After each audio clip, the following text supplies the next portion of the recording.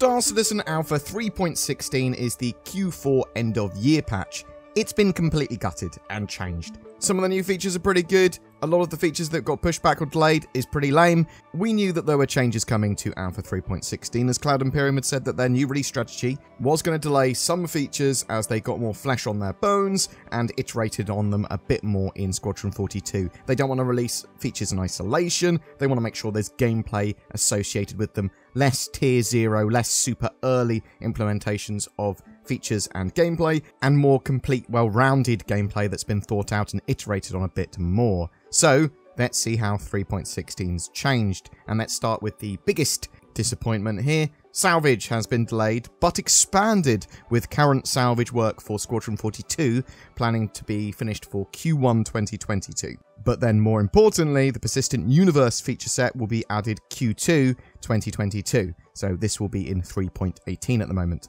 Cloud Imperium said, the initial release is no longer just the back-end tech implementation, but will introduce both hand-operated salvage, as well as ship-operated salvage, so hull stripping and repair, using the systems on board the Drake Vulture. So this is no salvage in 3.16 anymore, none at all. But it appears to be ship and hand hull stripping salvage, so when I say by hand, I mean using a dedicated sort of salvage tool or a mod for the multi-tool.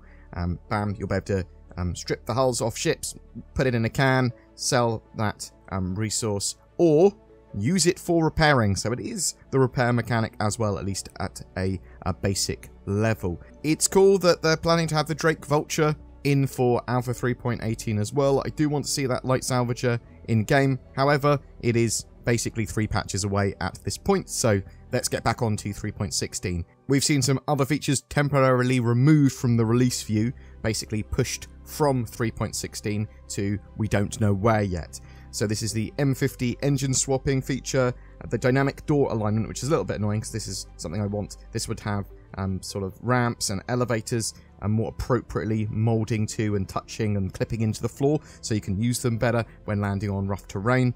Player slide and prone updates are being pushed, as well as the updated weapon handling. The biggest thing other than salvage getting pushed from 3.16 is the physicalized shield emitters. This was going to have shield emitters basically on the exterior of a ship's hull, which could be targeted and destroyed. They use shield generators to basically as a resource to generate a shield on that face of the ship. Ships with a single basically bubble shield, so one shield face for the entire ship effectively, they would only have one shield emitter. So that's what's been taken away, that's what's been pushed off.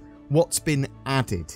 New points of interest with derelict spaceships that will be scattered on planets. Expect to see lots of different types and lots of different configurations with activities there, so puzzles, traversal, hostile AI, and some type of reward for solving said activity. We do know that 3.16 also still has the laser trip mines as part of it, so expect for laser trip mines and booby traps to be part of these puzzles in some situations. Mining gadgets. These will help to modify minables and assist the player with mining a deposit.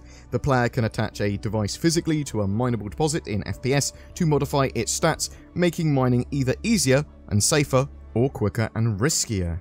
Ship-to-ship refueling. This is probably the biggest feature that's coming in 3.16 now.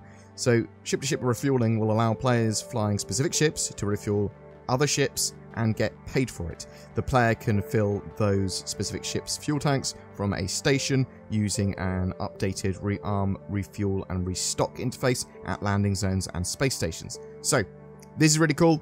I'm assuming the Starfarer will be able to do this, but it's possible that there'll be other modules for ships allowing them to do it, and there might be another ship or two as well that they release. Who knows?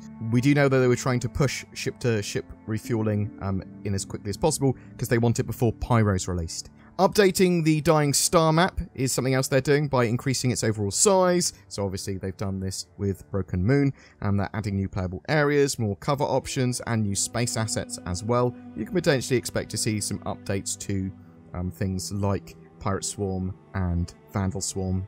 A significant Gravlev physics rework for flight and driving model of the Gravlev vehicles when hovering. The aim is to improve the general feel and stability of these vehicles, resulting in a far better experience for players using hover bikes.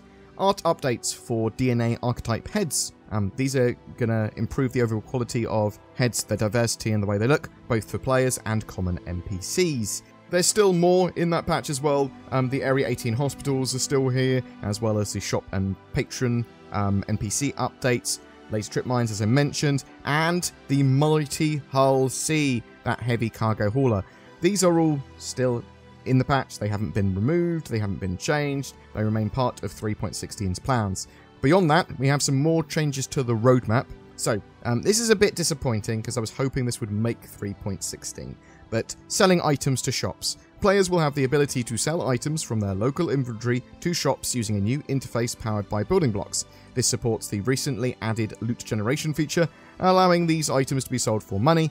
This feature is now pegged for Alpha 3.17 Q1 2022. It was originally announced at CitizenCon as we're trying to get it in for 3.16, but 3.17 not too far away.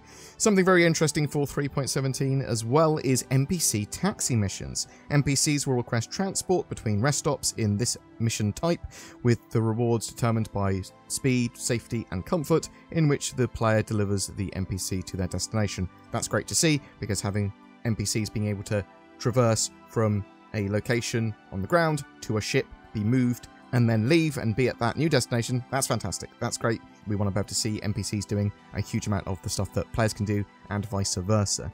So yeah, that's some massive changes right there. Salvage remains a cursed mechanic.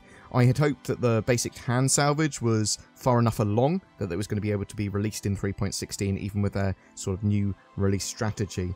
But that's not to be. They are going to be releasing ship-based salvage at the same time. Maybe if salvage does turn up in 3.18, okay, yeah, cool. It's still a bit of a fresh wound for me. Fool me once, shame on you. Fool me 5 times, well, I'm hoping it's not going to be 7. I did a video on how super delayed salvage had been over the last couple of years, and it's been delayed a lot, and it still is being delayed. But let's hope they'll actually be able to get it in this time. There appears to be a bit of a focus on FPS points of interest and ground vehicles recently in the last couple of patches, and 3.16 compounds some of that with the trip mines, the derelicts, gravlev updates, so they are trying to make that ground gameplay more sort of important, getting NPCs being able to traverse into a ship and out of it in 3.17 as well, things like that. Obviously very important for the game. We should be seeing some new missions with Alpha 3.16 as well that will make use of all of this. We're also expecting to see maybe some new events like Jumptown version 2, and even the first implementation of Quanta, the dynamic universe sim, with dynamic prices for fuel and repairs being part of that, and dynamic encounters and combat assist beacons. So some big other steps which are a little bit under the hood. And there could be some more features that turn up besides that, especially ships. It's very likely some more ships will turn up. But yeah, let's hope that no more features slip off 3.16. Let's hope that the rest of that stuff actually all makes it, and maybe there'll be some more. But what do you think? Are you excited for Alpha 3.16 and the end of the year patch?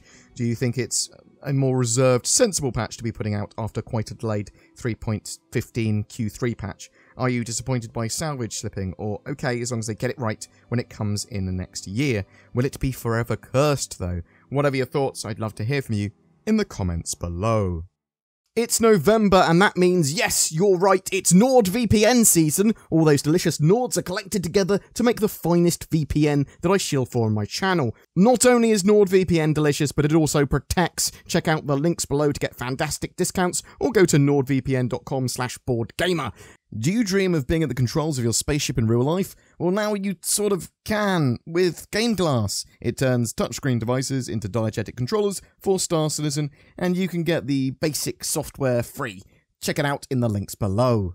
Every month we have a ship giveaway as well. This time it's for a Mercury Starrunner, a multi-crew ship that will let you do a bit of everything in-game now. Or at least most things. Lots of things in-game now. In the future it might allow you to do smuggling and data running too. All you need to do to be in for a chance of winning that is comment on any of my videos during November. More details down below. If you'd like to further support the channel, please consider clicking the join or thanks button under my videos, or even becoming a Patreon. You get some cool stuff to show that you're a true supporter of mine and Zin's art, some exclusive polls, ways of shaping the channel, some exclusive videos, all that sort of jazz too. Thanks for watching, and I hope to see you in the verse.